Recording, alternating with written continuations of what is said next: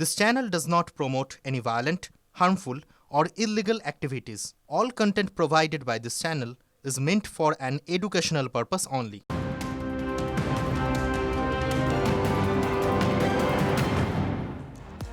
দেখছেন বেঙ্গল ব্রেকিং, আপনাদের সঙ্গে রয়েছে আমি সম্প্রীতি। যে খবরের দিকে আমাদের নজর থাকছে, রাজ্যের পরবর্তী মুখ্য সচিব নন্দিনী চক্রবর্তী। এই প্রথম রাজ্যের মুখ্য সচিব পদে কোনো মহিলা দায়িত্ব পেলেন।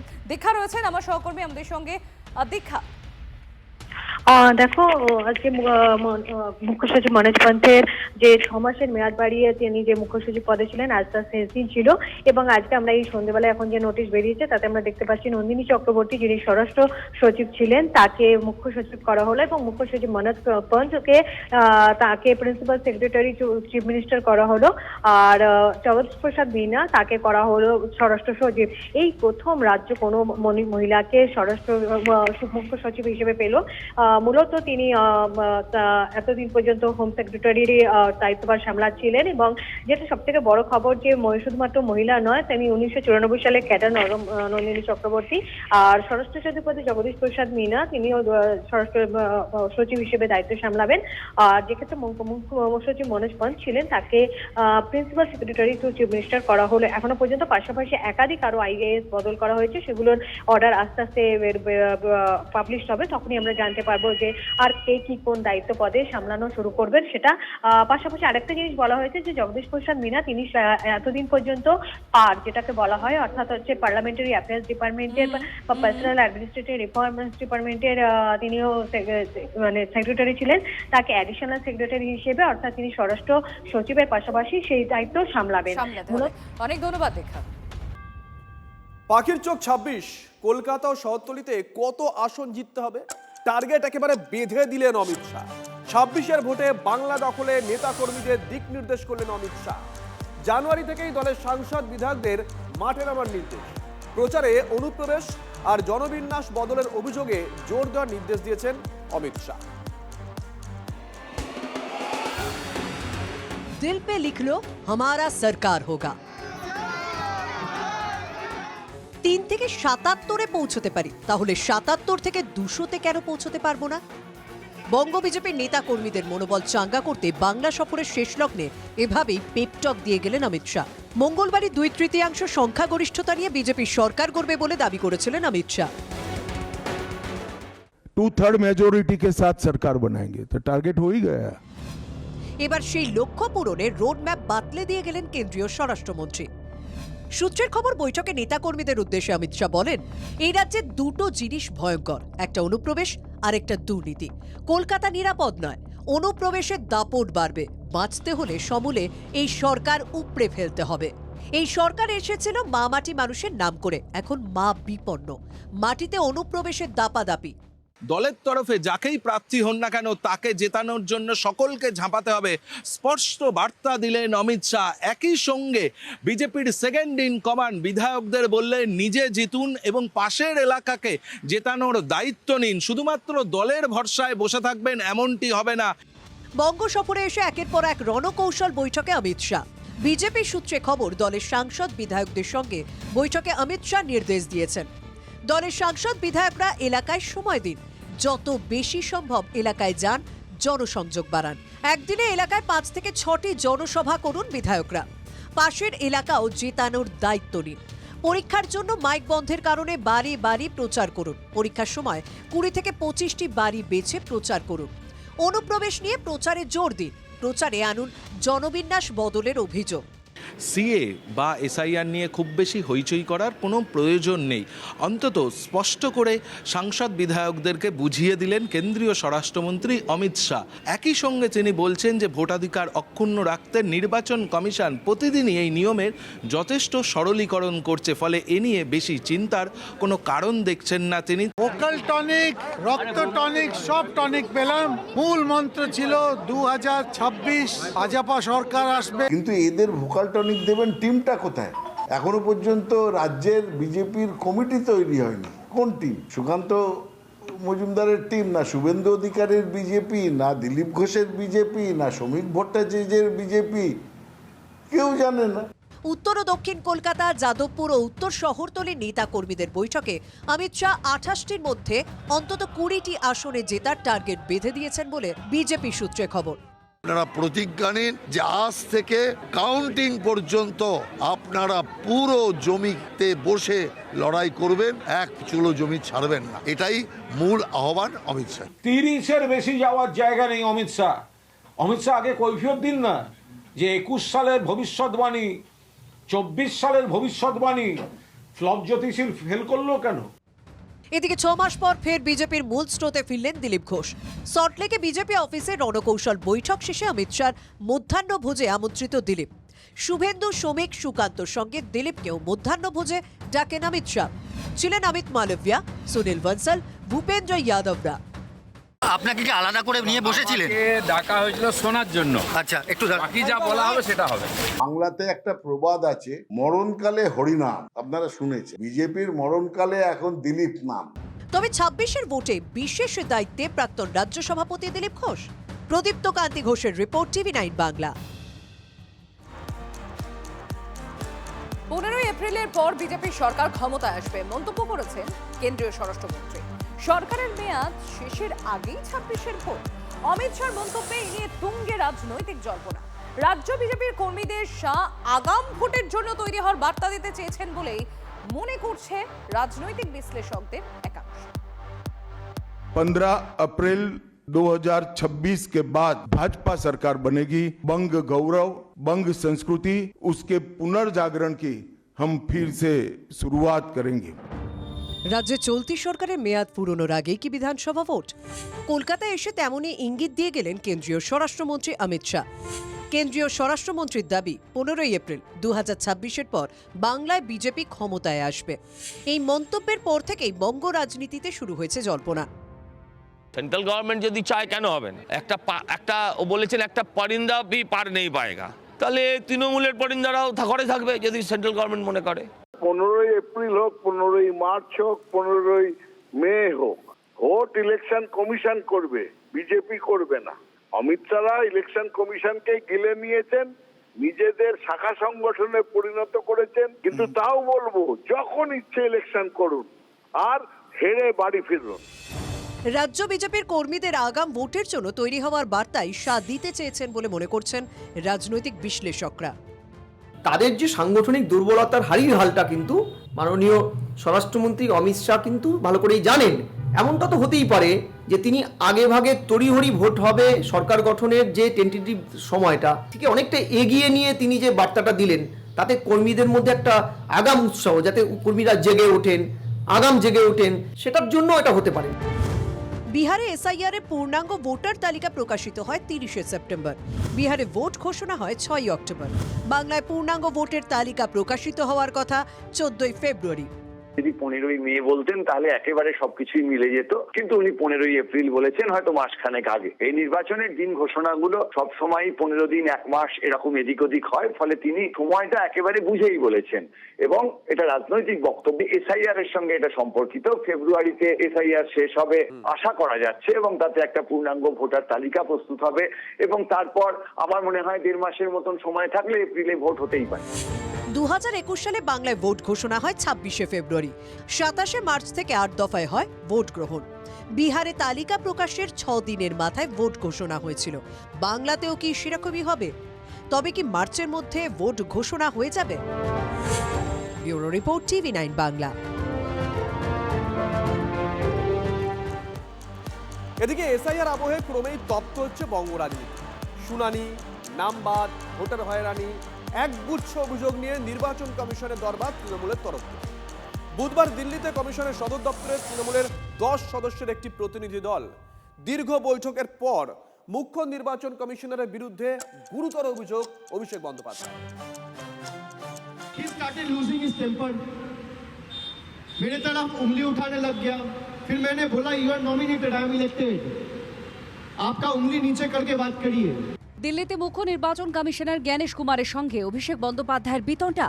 বুধবার এসআইআর শুনানি, ভোটারের নাম বাদ সহ একাধিক অভিযোগ নিয়ে নির্বাচন কমিশনে যায় তৃণমূলের 10 সদস্যের প্রতিনিধি দল। প্রায় 2.25 ঘন্টা বৈঠক হলেও বেশিরভাগ গুরুত্বপূর্ণ প্রশ্নেরই সদুত্তর মেলেনি বলে সাংবাদিকদের সামনে দাবি অভিষেক বন্দ্যোপাধ্যায়ের। मैं उनको एसआईआर पे सवाल पूछता हूं तो वो चले जाते हैं सिटीजनशिप पे।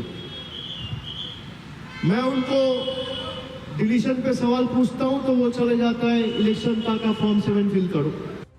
জ্ঞানেশ কুমারের বিরুদ্ধে অভিষেকের তোলা অভিযোগকে অবশ্য গুরুত্ব দিতে নারাজ বঙ্গ বিজেপি। পাল্টা রাজ্যের শাসক দলকে নিশানা পদ্ম শিবিরের। যে কারণে এখন এই নোংরা সমস্ত রাজনীতি করতে শুরু করেছে, আঙুল তুলেছে, হাত তুলেছে, এসব চলবে। অতএব যা তোলাতুলি করার ও করুক, যা বলার বলুক, ইলেকশন কমিশন তার যে কার্য থেকে এক চুলও সরবে না। তৃণমূল প্রতিনিধি দলের সঙ্গে বৈঠকের পরে দেওয়া বিবৃতিতে রাজ্য সরকারকেই নিশানা করেছে নির্বাচন কমিশন। তাদের পাল্টা দাবি, অবিলম্বে বিএলওদের বর্ধিত ভাতা দিতে হবে রাজ্য সরকারকে। ভোটারদের সুবিধার্থে বহুতল ও ঝুপড়িতে ভোট কেন্দ্র করতে হবে। ভোটের কাজের সঙ্গে যুক্ত কাউকে হুমকি দেওয়া যাবে না। বিএলও, ইআরও, এইআরও পর্যবেক্ষকদের ভয় দেখানো বরদাস্ত করা হবে না। এসআইআর নিয়ে রাজ্য কেন্দ্র সংঘাতে তপ্ত বঙ্গ রাজনীতি। কমিশনের কাছে তাদের প্রশ্নের স্পষ্ট জবাব না পেলে দিল্লিতে ঘেরাওয়ের হুঁশিয়ারি তৃণমূলের। জ্যোতির্ময় কর্মকারের রিপোর্ট, TV9 বাংলা।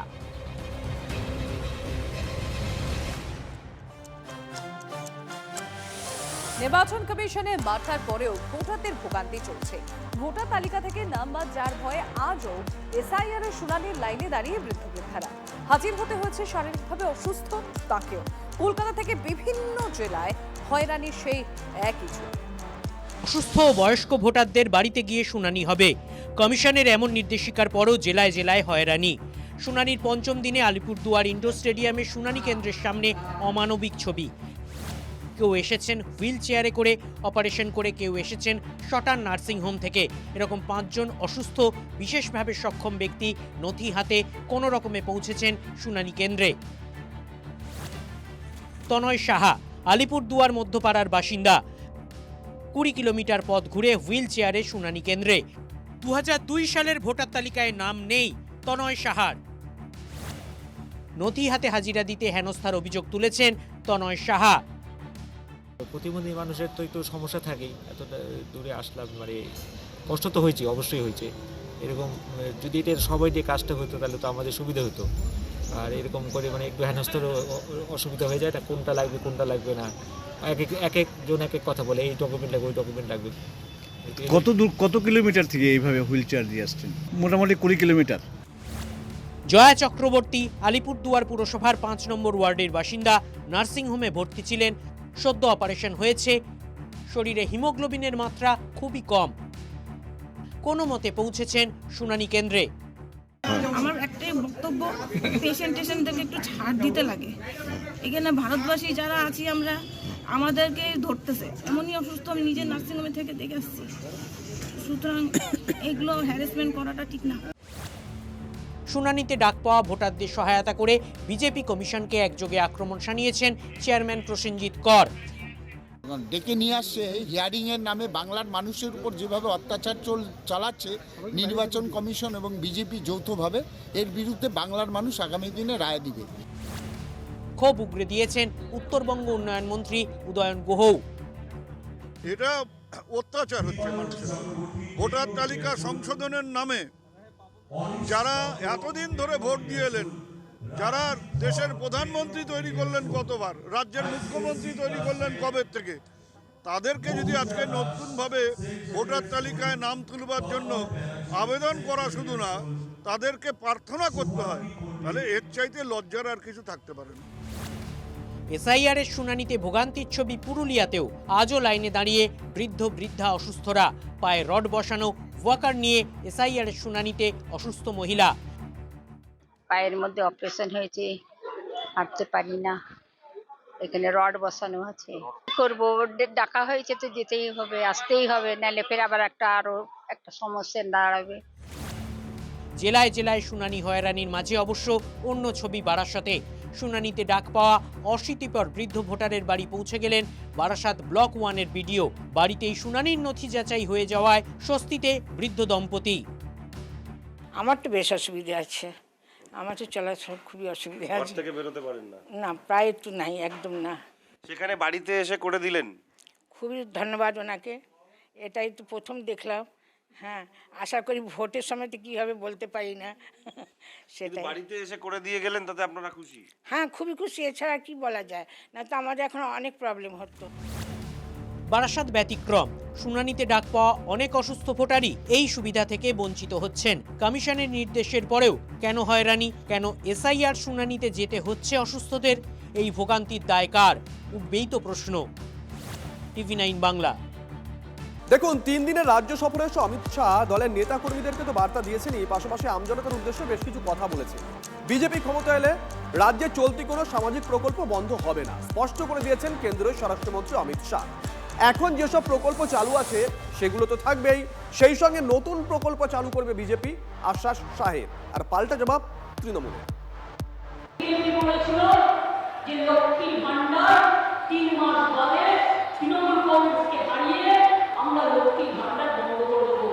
अभी की जो सरकार जो स्कीमों के नाम से जो कुछ भी चला रही है, एक भी स्कीम बंद नहीं होगा।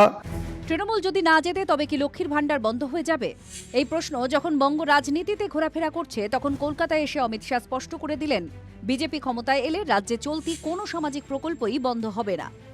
মমতা বন্দ্যোপাধ্যায়ের বিরোধিতা করতে হবে বলে তারা লক্ষ্মীর ভান্ডারের বিরোধিতা করেছে, কন্যাশ্রীর বিরোধিতা করেছে, সাইকেলের ব্যাপারে বিরোধিতা করেছে, সব বিষয়। অমিত শাহ এইটুকুনি বুঝেছেন যে সাধারণ মানুষকে যেটা ছুঁয়ে যায়, যেসব প্রকল্প, তার বিরোধিতা করাটা হচ্ছে চূড়ান্ত বোকামি। তাই উনি ড্যামেজ কন্ট্রোল করলেন। কোথাও বন্ধ হয়নি, উল্টে হয়তো প্রকল্পের নাম পরিবর্তন হয়ে থাকতে পারে, কিন্তু তার থেকে অনেক বেশি টাকার প্রকল্প এসছে। যেখানে 1000 টাকা দেওয়া হতো সেখানে অন্ততপক্ষে 2500-3000 টাকার বেশি দেওয়া হবে, এটা তো নিশ্চিত। রাজনৈতিক বিশ্লেষকদের একাংশের মতে, বাংলার মাসনাদ দখলের ক্ষেত্রে বিজেপির অন্যতম বড় কাঁটা তৃণমূল সরকারের বিভিন্ন জনমুখী প্রকল্প। এই দলে এই সেতে দিল না, হয়তো আমার আগে সে আসতে গেলে হয়তো পাবো মনে হয়। ওনার যতটা সুবিধা দেবে মোদী সরকার আমি নেব। দিদির সুবিধা আমার লাগবে না, আমি ঘুষ দিয়ে কোনো কাজ করতে পারবো না। এখনকার দিনে মানুষের 1000 টাকায় কিছু হয় কি?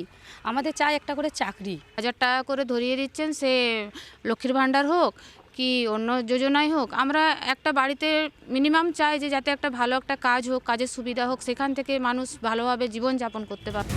গত লোকসভা ভোটে বাংলায় বিজেপির আসন কমার জন্য লক্ষ্মীর ভান্ডারের মতো প্রকল্পগুলিকে দায়ী করেছিলেন দলের নেতারা। এবার বিধানসভা ভোটের মুখে তৃণমূল প্রচার করছে, বিজেপি যদি বাংলায় ক্ষমতা দখল করে তাহলে সব প্রকল্প বন্ধ হয়ে যাবে। এই প্রচার মানুষ বিশ্বাস করলে গ্রাম বাংলায় ভোট বাক্সে বিজেপিকে চাপে পড়তে হতে পারে।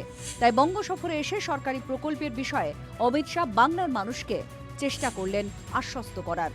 Bureau report, TV9 Bangla. মতুয়াগড়ে এসআইআর আতঙ্কের পাশে থাকার বার্তা নিয়ে নতুন বছরের শুরুতেই ঠাকুরবাড়ি যাবেন অভিষেক ব্যানার্জি।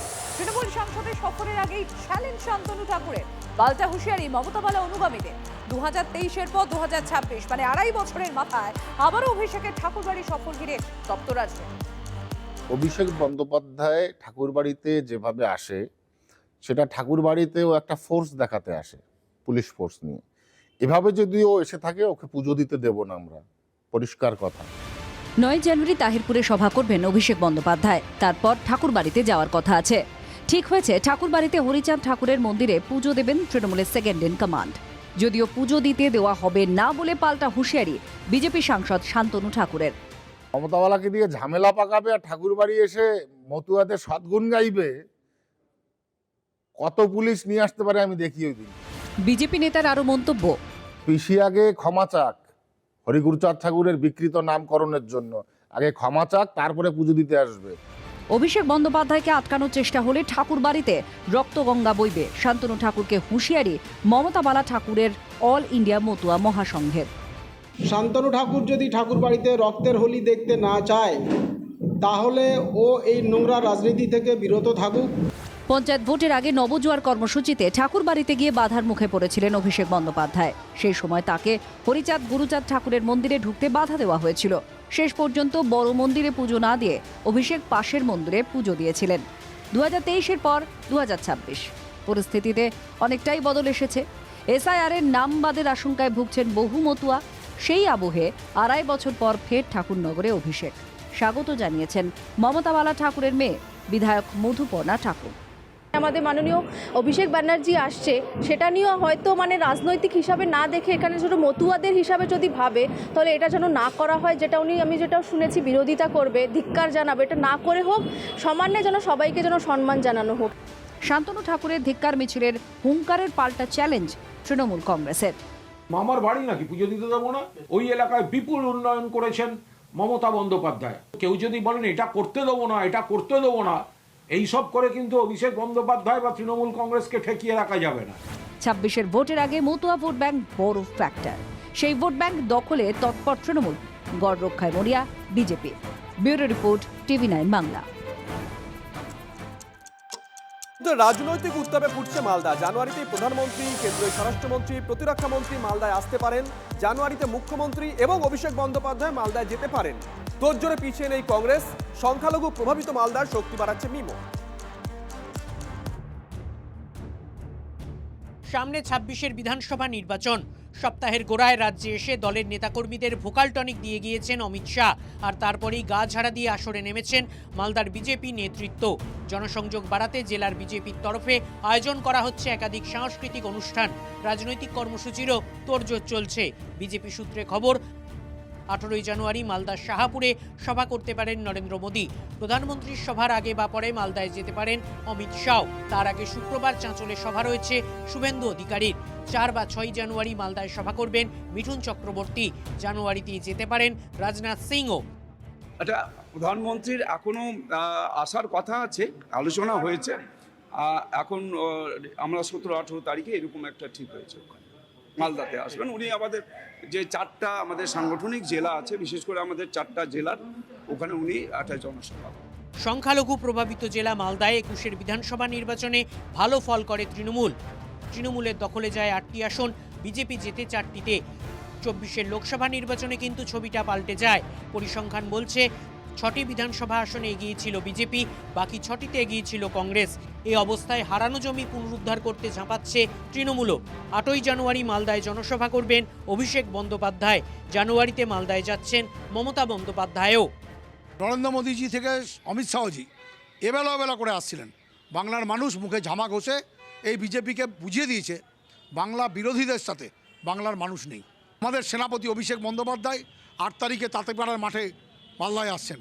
এরপরে আবার মুখ্যমন্ত্রীও আসবেন। পিছিয়ে নেই কংগ্রেসও।